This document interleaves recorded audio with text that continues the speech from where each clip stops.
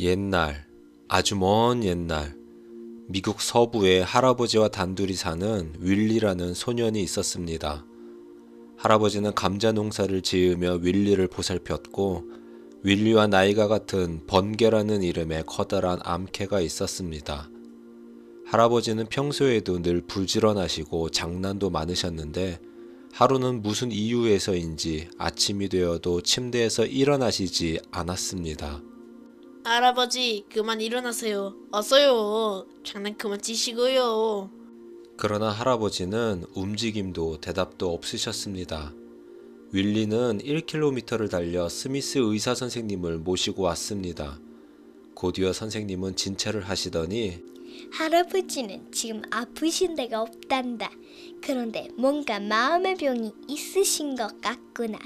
살고 싶은 의지가 없으신 것 같다. 혹시 무슨 일 있었니? 글쎄요. 잘 모르겠어요. 하지만 낚시나 칠면조 요리까지 싫어지신 건 아니겠죠? 그런 것만은 아닌 것 같구나. 다른 이유가 있으신 것 같아. 저도 잘은 모르겠지만 할아버지가 다시 살고 싶도록 하겠어요. 할아버지는 여전히 움직임도 없이 누워만 계셨습니다. 3주일이 지났고 윌리는 할아버지를 극진히 보살폈습니다. 할아버지, 하모니카 불어드릴까요? 그때 할아버지의 손이 움직였습니다. 그리고 천천히 오므렸다 펼쳤습니다. 할아버지, 그렇다는 표시예요? 그럼 아니다 표시는요? 그러자 손바닥을 밑으로 향했습니다. 그렇습니다. 이제 할아버지는 그렇다와 아니다를 표현할 수 있게 되었습니다. 이제 곧 감자 수확철이 다가옵니다. 혹시 감자 수확이 걱정돼서 저러신 건 아닐까? 윌리는 이제 자신이 할아버지 대신 감자를 수확해야겠다고 생각합니다. 수확이 끝나면 할아버지는 기뻐서 벌떡 일어나실 것이 분명했습니다. 그런데 문제는 할아버지의 늙은 말이 작년에 죽어서 쟁기를 끌 말이 없었습니다. 다시 말을 살 돈도 없었습니다. 그때 윌리는 할아버지께서 예전부터 윌리의 대학 등록금을 마련하셨던 $50가 생각났습니다. 그 돈이면 말을 빌릴 수 있을 것입니다. 윌리는 할아버지에게 그 돈을 쓰겠다고 말하자 할아버지의 손은 안 돼, 안 돼를 계속 되풀이하셨습니다. 이제 어쩌나 손으로 감자를 캐야 하나? 그때였습니다. 평소에 눈썰매를 끌던 번개가 윌리를 향해 짖더니 쟁기 앞에 섰습니다. 안 돼, 번개. 눈썰매를 끄는 것과 쟁기를 끄는 것은 달라. 그런데 번개가 힘이 좋은 것인지 땅이 부드러웠는지는 모르지만 번개는 생각보다 밭을 잘 갈았습니다. 예상한 것보다 수확은 상당했고 620kg나 되는 감자들을 자루에 담아 창고에 두었습니다. 할아버지, 번개와 제가 해냈어요. 이제 그만 걱정하셔도 돼요. 이제 일어나실 수 있어요. 그러나 할아버지 손은 여전히 바닥을 향해 아니다를 외치고 있었습니다. 와이오밍의 겨울은 눈이 많이 옵니다. 윌리가 번개에게 썰매를 매주었습니다. 썰매는 할아버지가 예전 인디언에게 산 것인데 가볍고 튼튼했습니다. 윌리는 썰매를 타고 능숙하게 달려 도시 변두리에 있는 학교를 갔습니다. 번개는 듬직하게 기다렸다가 학교가 끝나면 다시 윌리를 태우고 썰매를 끌었습니다. 달려, 번개! 번개는 썰매를 어찌나 빠르게 모는지 썰매 바닥에 눈이 거의 닿지 않을 정도였습니다. 날이 어두워도 문제 없습니다.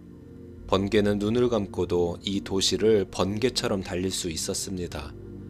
그렇게 집에 도착하자 웬 낯선 남자가 있었습니다. 누구세요?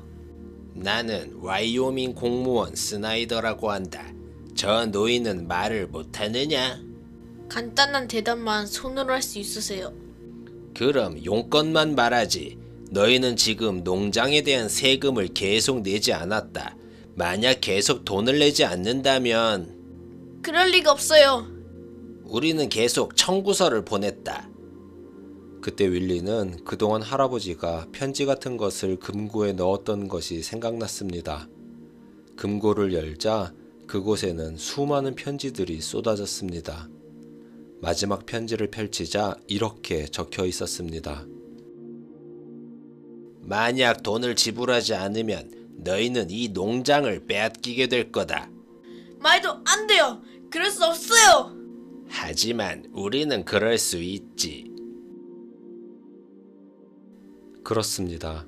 할아버지는 돈 때문에 살 의지가 없었던 것이었습니다. 도대체 어린 윌리는 500달러나 되는 큰 돈을 어떻게 마련할 수 있을까요? 감자를 팔아서는 겨우 먹고 살 정도밖에 안 됐습니다. 스미스 선생님이 할아버지를 진찰하시며 말씀하십니다. 세금은 꼭 내야 하는 거란다. 두고 보세요.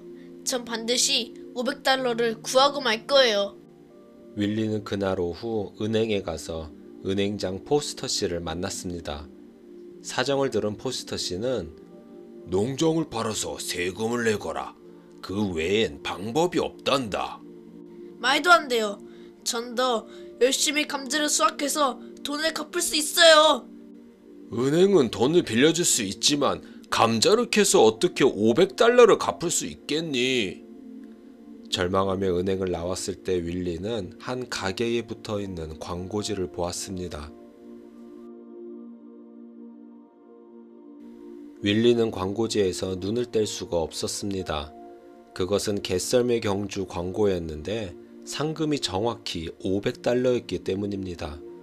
전국에서 가장 잘하는 사람들이 참여하겠지만 갯썰매만큼은 번개와 윌리도 자신 있었습니다. 아주머니, 이거 가져가도 되나요? 그러렴. 시청에서 또 가져오면 되니까. 올해는 멋진 경주가 될 거야. 어른거인 인디언이 출전하거든. 그 사나이는 지금까지 한 번도 져본 적이 없단다. 윌리는 당장 갯썰매 경주 신청서를 내기 위해 시청에 갔습니다. 경주 1시간 전에 어린이 대회가 있단다. 저는 진짜 경주에 참가할 거예요. 농담하니? 이건 너 같은 어린애가 할 수 있는 경기가 아니란다. 아무튼 참가비가 있단다. 무려 50달러지. 윌리는 당장 할아버지가 대학 등록금을 위해 마련해둔 50달러를 꺼내 제출했습니다. 시청을 나와 눈 쌓인 길을 보며 윌리는 미소를 지었습니다.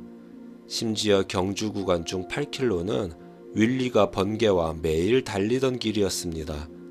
그때 저 멀리서 멋진 사모예드 5마리를 끌고 오는 거대한 남자가 다가오고 있었습니다. 피부도 머리도 검었고 얼굴은 마치 돌처럼 딱딱했습니다. 윌리는 썰매를 세우고 시청으로 들어간 그가 얼음거인 인디언임을 한 번에 알 수 있었습니다.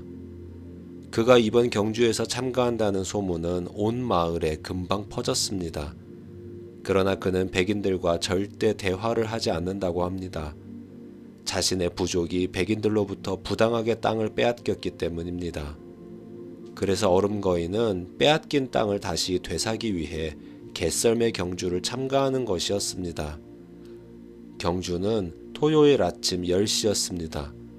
그때까지 윌리와 번개는 매일 코스를 돌며 연습했습니다. 그러나 얼음거인이 연습하는 것은 한 번도 보지 못했습니다. 토요일 경주 전날 밤, 할아버지의 약이 떨어지자 스미스 선생님은 가게에서 약을 사오라고 하십니다. 윌리가 가게에서 약을 받아 돌아가는데 웬 헛간에서 개 짖는 소리가 들렸습니다. 호기심에 헛간에 들어가니 멋진 사모예드 5마리가 있었습니다. 너무 멋졌습니다. 윌리는 자기도 모르게 가까이 다가가 사모예드를 쓰다듬었습니다. 그때 검은 형체가 다가오더니 윌리의 뺨을 후려쳤습니다. 윌리는 나동거라치며 말합니다. 해칠 생각은 없었어요. 어른거인 아저씨. 그렇습니다. 그는 얼음거인이었습니다. 그는 말이 없었습니다. 전 내일 아저씨와 겨룰 거예요. 아저씨는 꼭 이겨야겠지만 저도 아저씨를 꼭 이겨야 해요. 반드시 이길 거예요. 윌리는 도망치듯 나와 집으로 돌아왔습니다. 드디어 토요일 아침이 되었습니다. 윌리는 어제 일 때문에 눈이 부어 앞이 잘 보이지 않았습니다. 그러나 윌리는 집을 나서며 예전 할아버지가 했던 말을 생각했습니다. 세상에는 목숨을 바칠 만한 가치가 있는 일이 있단다. 어느새 경주장에 도착했습니다. 길거리에는 사람들로 가득 찼습니다. 모두 얼음 거인을 보려고 온 것이 분명했습니다. 먼저 아이들 경주가 열렸고 시계는 10시 5분 전을 가리키고 있었습니다. 윌리가 출발선에 서자 옆에 얼음 거인이 섰습니다. 드디어 경주가 시작되었습니다. 번개는 얼마나 세차게 달렸던지 윌리는 자칫 떨어질 뻔했습니다. 첫 스타트는 윌리가 1등으로 나갔습니다.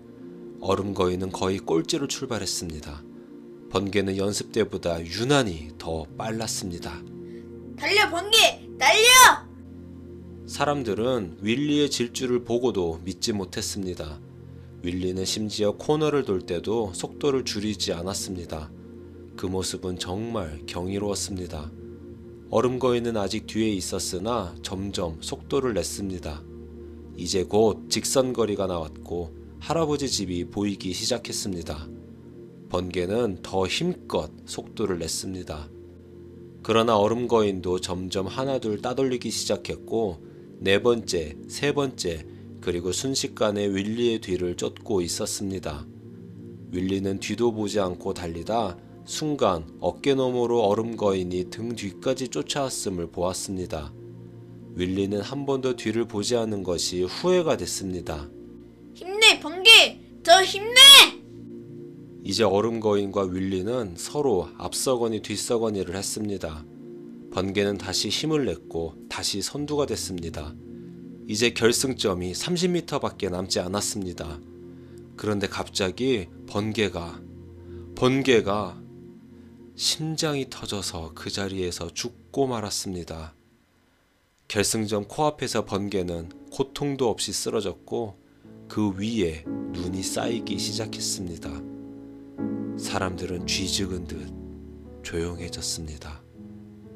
곧이어 얼음 거인이 윌리 옆에 멈췄습니다. 얼음 거인은 윌리와 번개를 차례대로 내려다 보았습니다. 아저씨, 번개가 죽은 거 맞나요? 번개, 난 정말 잘했어. 이제 자기가... 얼음 거인이 갑자기 뒤를 돌아 허공을 향해 총을 쏘며 외칩니다.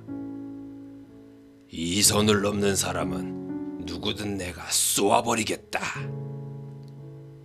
윌리는 죽은 번개를 끌고 마지막 3m를 걸어 결승선을 통과했습니다.